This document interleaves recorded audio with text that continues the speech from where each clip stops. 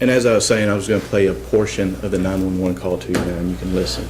Hopefully it's loud enough here. Minutes ago. Who hit them? Are they still nearby? The cops are chasing the people that hit them. There she talks about the cops chasing the vehicle, and as the testimony goes on, you need to listen. There's only one vehicle that exits the garage. Only the officer saw that and Rachel. There may be testimony that more cars left the garage, but that has not. The officer and them say there's only one vehicle. And now I'm going to show you, play a little bit, another portion of it, and this time there'll be a little bit more. Yeah, well. Susie, okay. Okay, get a plain dry cloth, put it directly on the wood, okay? Okay, is that the officer you're talking to? I know who was in the car, sir. Yep. She knows who's in the car. She just witnessed who hit him on the face, and she knows who's in the vehicle. This is commenting on the evidence versus telling the jury what the evidence was. May we approach? Overruled. We Okay. can continue. And she knows who hit him in the face, has just seen him get in the vehicle and take off. She knows who did this. She tells the police that. Officer Miller takes off after the vehicle. Other beat officers respond.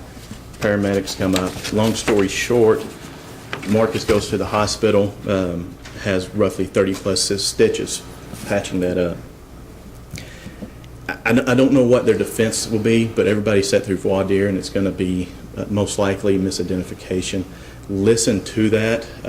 Honestly, everybody saw Justin Berry stand up when we introduced the parties.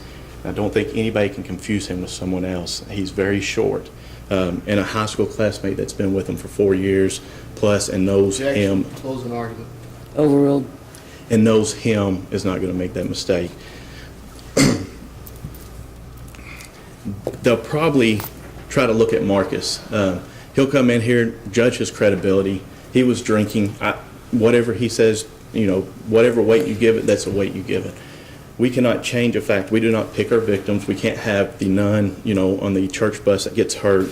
Our victim was an underage kid, college age, out drinking.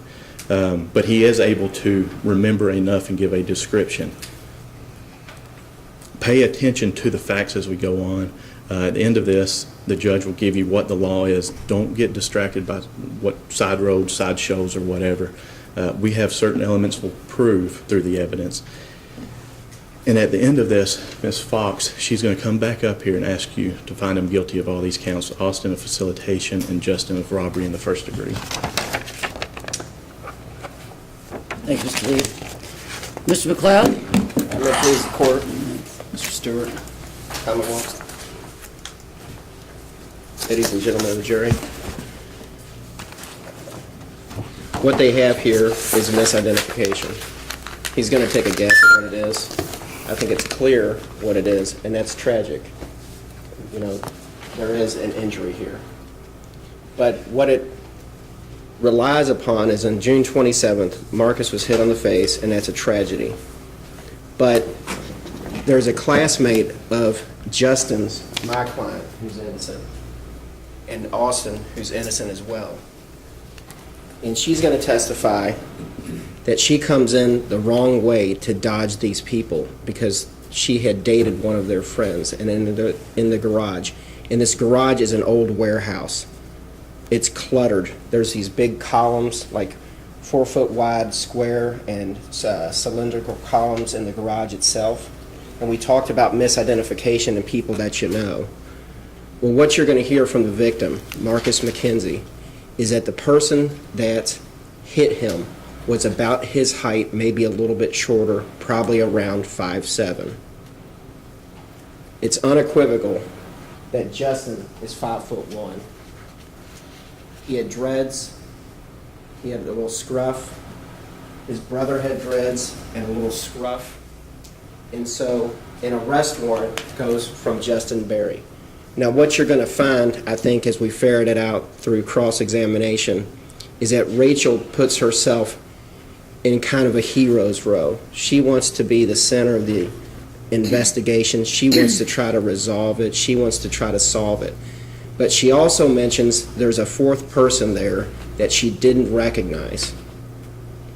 And when they execute this arrest warrant and they contact Justin Berry, Austin takes him to the police station to effect the arrest, to address it, and he tells them over and over that it wasn't just... Judgment, we approach. May.